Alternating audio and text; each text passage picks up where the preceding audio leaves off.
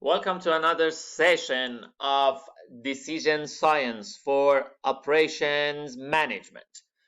Today we are going to do the second topic on simulation in chapter 12. Last week we covered some basic facts about simulation. For example, what it means, what do we mean by simulation, about the distributions, about the some tools that we need in Excel, and some other things.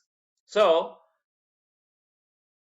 today, this session, we are ready to do our simulations in a more practical way. The first slide that we are gonna do together is this: how to generate normal random numbers of a specified mean and a standard deviation. You see, as I told you last session,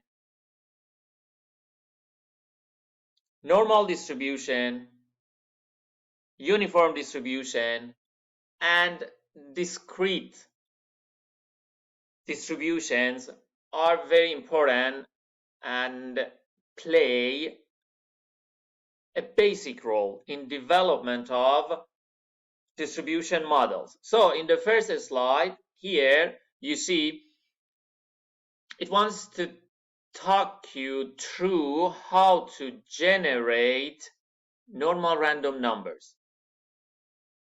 As we talked about it, and the related videos were introduced last session, when you want to specify a normal random distribution, a normal distribution or normal random number, you need to have two parameters, arguments, mean and the standard deviation. That's the reason you are seeing it here. The formula that you need to use to get the random number, the normal random number, is this that you see in front of you, that very soon I'm gonna do everything in Excel so you can learn it in a better way. But to see, it says value of normal random variable equals, this equal is the same equal we have used so far when we wanted to develop our mathematical model, when we did all the things about development of mathematical model in Excel. You remember when we wanted to develop objective function, when we wanted to define our objective function, we used equal sign. When we wanted to define our constraints, we used equal sign. So this equal sign is exactly the same thing. After that, it's a formula that you are putting over there.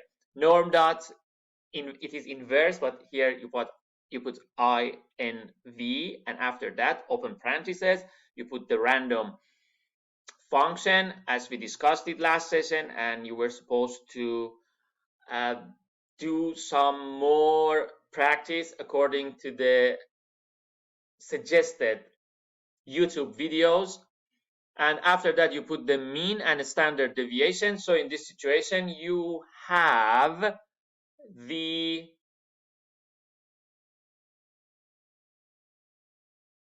normal random number. So you see, when you want to generate a normal random number with Excel, it doesn't seem to be there any complexity. Again, let's review it together.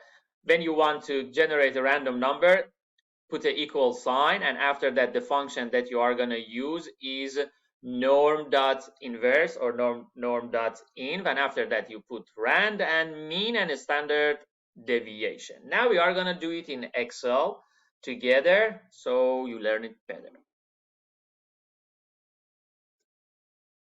Here I want to show you practically how to generate a random normal number. Okay, according to the formula that we just saw together, we put equal sign, and after that we put norm.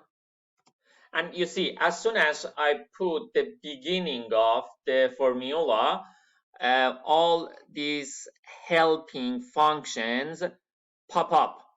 And you can find it. Norm inverse is the one that we wanted to do. And also all the other things that you see here could be used for other situation, and all of them are the same as easy as this one. But this norm inverse is most used one, maybe I can tell you, in 90%, 95% of the simulation situation. You just need to do this. Okay, norm inverse, and after that, again, you see this prompt, this help that pops up. It asks me for the probability. The probability that you put here is the cumulative probability. For example, if I put here 50%, okay, it means that now I'm telling Excel, hey, Excel, give me the normal, the number from a normal distribution that its cumulative probability is 50%. And after that, as you can see here, it asks me for the mean of that normal distribution. Of course, as you have learned in high school and most probably reviewed all those things in the math classes you had during your undergrad, for defining the normal distribution, you need to define mean and standard deviation. And even if you had forgotten all these things, the last session was for that reason, because when you review all the slides and check all the related videos, suggested videos over there, you now should be fine with everything that I'm doing here. So if you think you're not caught up with the materials we discussed last week, please go and check them before you do this PowerPoint. So for example, I put the meaning of 700. Okay, the mean of 700. So I'm telling Excel, give me the normal number that its cumulative probability is 700, and the standard deviation is something, for example, like 50.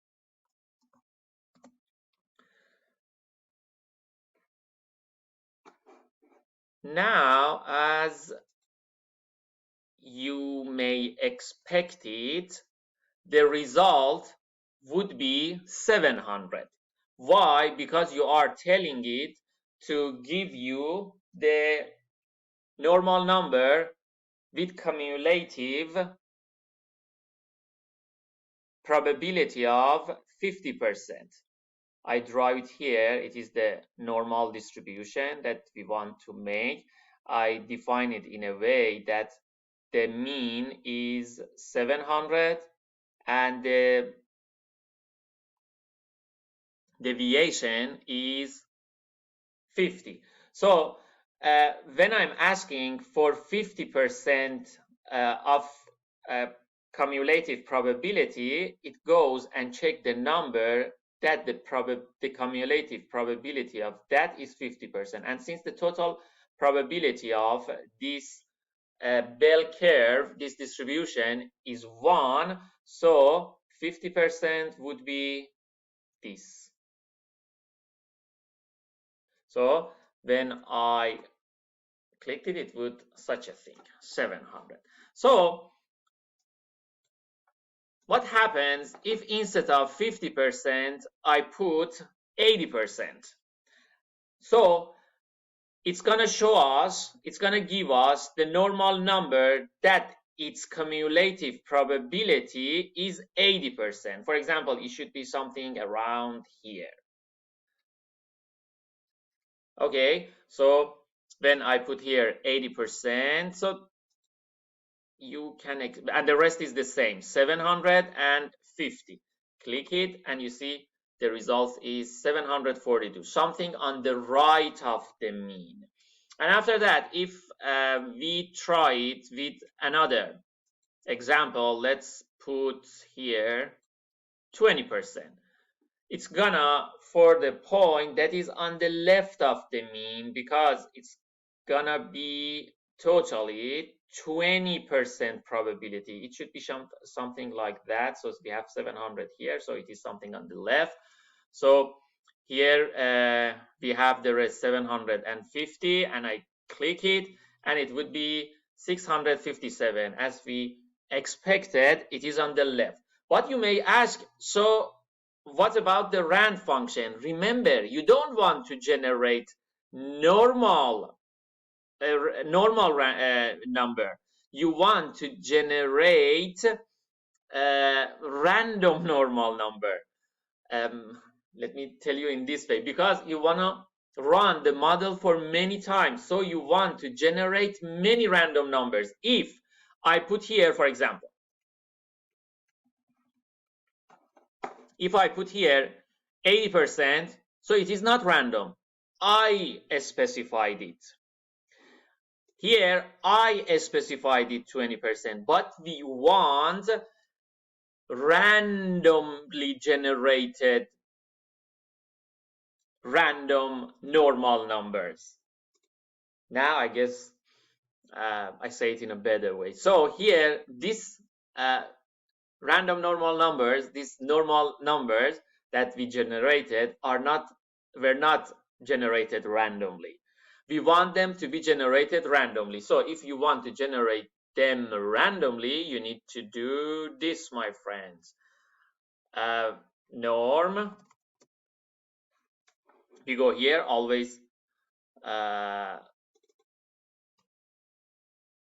they pop up as help, and here you put the function rand. Here it will generate a random number between 0 and 1, and after that you can put any mean that you like. For example, if I put here 1000 as the mean and a standard deviation as, for example, 100. So now a random normal number is generated randomly, as you can see, 924, absolutely suitable to be used for simulation case. Let's run it another time and another time, and you see just what you see. Suddenly I have this many random numbers: 936, 941. We have also 1051, and these normal numbers that you see here have the mean of 1000 and deviation of 100. Very easily I can create more random numbers. All of them would have mean of 100 and deviation of a standard deviation of 100, mean of 1000 and a standard deviation of 100. As you can see here, when you try it with your Excel file, quickly check the average and standard deviation of the numbers you have created. You will see it would be a very close number. They would be very close to your specified parameters, arguments that were 1000 for the mean and 100 for the standard deviation. You can generate random normal numbers this much easy with Excel. Now, like all the previous sessions we have had with activities that we come up with, you are gonna test yourself that how much well you got the point. But according to the performance that I have seen from you so far, it would be super easy for you. Here with activity 1, it asks you to create random normal numbers for this specific case that we discussed last session. When I say we discussed it, I mean it was part of an activity last session that we created. I have put the case also for you here. So for this case, it asks you to generate 1000 random numbers.